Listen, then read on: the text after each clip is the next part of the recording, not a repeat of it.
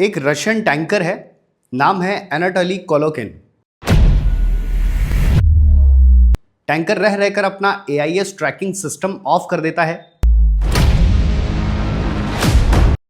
जिससे टैंकर को मॉनिटर या नेविगेट न किया जा सके। टैंकर कभी कभी फ्लैग स्विचिंग करता है तो कभी इनडायरेक्ट रूटीन टैक्टिक्स अपनाता है, लेकिन एक रशियन टैंकर को यह सब करने की क्या जरूरत है? टैंकर में 7 लाख बैरल से ज्यादा क्रूड ऑयल यानी कच्चा तेल है। टैंकर क्यूबा की तरफ बढ़ रहा है क्योंकि क्यूबा एक ऊर्जा संकट का सामना कर रहा है। आगे उस पर भी बात करेंगे।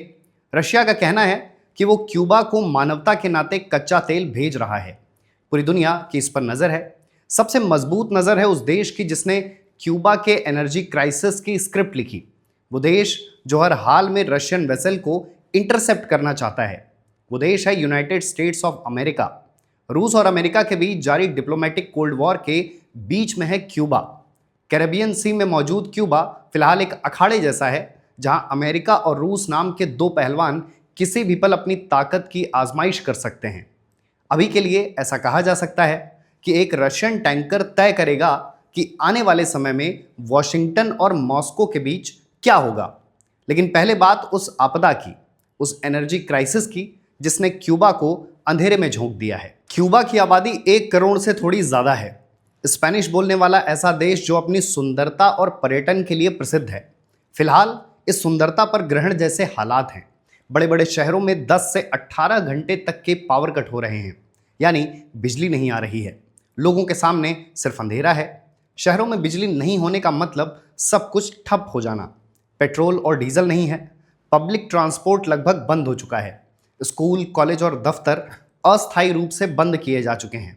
इन सारी चीज़ों का सबसे बुरा असर पड़ा है आम जनमानस पर।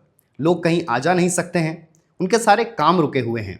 पावर प्लांट, सेना और अस्पताल जैसी सुविधाएं ठहर गई हैं। अस्पतालों में डॉक्टर्स को मैनुअली वेंटिलेटर ऑपरेट करना पड़ रहा है, जिससे नवजात बच्चों की जान बची रहे। तो कुछ ऐसा है क्यूबा का एनर्जी क्राइसिस, जहां लोग मर तो नहीं रहे हैं, लेकिन सब कुछ रुक जा रहा है।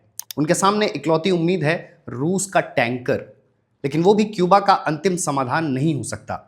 अगर हम मान भी ले कि रशियन टैंकर सुरक्षित क्यूबा पहुंच जाता है, तब भी उसके पास रशियन ऑयल को रिफाइन करने की सही मशीनरी नहीं है। और अगर क्यूबा किसी तरह क्रूड ऑयल रिफाइन कर भी लेता है, तो सबसे पहले प्रायोरिटी सेक्टर्स को देना होगा, जैसे एनर्जी और हेल्थ सेक्टर। ऐसे में आम जनता से सीधे तौर पर जुड़े सेक्टर्स जैसे पब्लिक ट्रांसपोर्ट, उन तक सुविधा आखिर में ही पहुंचेगी। यानी क्यूबा की आम जनता के लिए क्राइसिस इतनी आसानी से खत्म नहीं होगा। लेकिन क्यूबा में ऐसी स्थितियां कोई वन डे इवेंट नहीं है।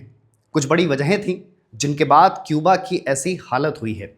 वेनेजुएला में अमेरिका की दखलंदाजी के बाद निकोलस मड्यूरो को सत्ता से बाहर किया गया। अमेरिका इतने पर ही रुका नहीं, उसने वेनेजुएला के ऑयल एक्सपोर्ट को भी ब्लॉक कर दिया। इससे दो बातें हुई।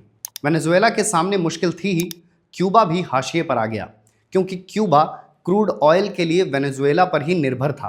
अमेरिका की कार्रवाई के बाद क्यूबा को बहुत कम कच्चा तेल मिल रहा है। इसके बाद अमेरिका ने फिर नए नियम बनाए, जिसके तहत रशिया के क्यूबा को दिए जाने वाले क्रूड ऑयल पर पाबंदी लगा दी गई। अमेरिका ने बाकी देशों के लिए भी एक चेतावनी जारी की और कहा कि जो देश क्यूबा की मदद करेगा उस पर आर्थिक दंड लगाया जाएगा, जैसे टैरिफ। मीडिया रिपोर्ट्स तो यहां तक कह रही हैं कि अमेरिका रशियन टैंकर को इंटरसेप्ट कर रहा है। इंटरसेप्शन की बात सही होने का मतलब है कि अमेरिका किसी भी सूरत में रशिया का टैंकर क्यूबा पहुंचने से रोकना चाहता है। लेकिन अमेरिका रशियन टैंकर को ओपन वाटर में सीज करने की गलती भी नहीं करेगा, क्योंकि यह सीधे तौर पर इंटरनेशनल लॉ का वायलेशन होगा। तब हालात किसी के नियंत्रण में नहीं होंगे। जो जंग कुछ देशों तक सीमित है, उसमें दुनिया के देशों को सीधे शामिल होना पड़ेगा। रशियन टैंकर के क्यूबा तक पहुंचने में एक और बात होगी। 7 लाख बैरल क्रूड ऑयल की डील डॉलर में नहीं होगी। यह अमेरिका के लिए एक बड़ा सेटबैक होगा। अमेरिका ने फरवरी 2026 में ही क्यूबा को मिलने वाले क्रूड ऑयल के तमाम रास्ते रोक दिए थे। अब वो क्राइसिस पूरे देश को प्रभावित कर रहा है। जनता परेशान हो रही है। अमेरिका की तरफ से पैदा की गई रुकावट को समय रहते खत्म नहीं किया गया तो क्यूबा का क्राइसिस और डरावना हो जाएगा। वहीं रशिया का मदद के लिए आगे आना रशिया और अमेरिका के बीच जारी जियोपॉलिटिकल टेंशन को और गंभीर बनाता है। दुनिया रशिया के इस कदम को अमेरिका की नई पॉलिसी के लिए सीधी चुनौती की तरह देख रही है, वहीं अमेरिका के कदम को मनमानी की तरह। लोग इसे वर्ल्ड वॉर 3 की तरह भी देख रहे हैं कि किसी भी तरह की कन्फ्रंटेशन हुई तो तीसरा विश्व युद्ध शुरू हो जाएगा। लेकिन यह कहना अभी के लिए जल्दबाजी होगी। इसकी ज़्यादा उम्मीद है कि रशियन टैंकर बिना किसी कन्फ्रंटेशन के क्यूबा पहुंचेगा। बदले में अमेरिका फोर्स का इस्तेमाल करने की जगह सैंक्शन, टैरिफ और इकोनॉमिक प्रेशर के जरिए दबाव बनाने का प्रयास करेगा। फिर पर्दे के पीछे बड़े बड़े स्टेक होल्डर्स बातचीत के जरिए समस्या का हल निकालने की कोशिश करेंगे। फिलहाल ये पॉलिटिकल टेंशन की तरह ही रहने वाला है। मिलिट्री एक्शन की संभावना बहुत कम है। अगर वैसा होता है तो उसकी जद में पूरी दुनिया आएगी और उस संकट का सामना करना किसी के लिए भी नामुमकिन जैसा होगा।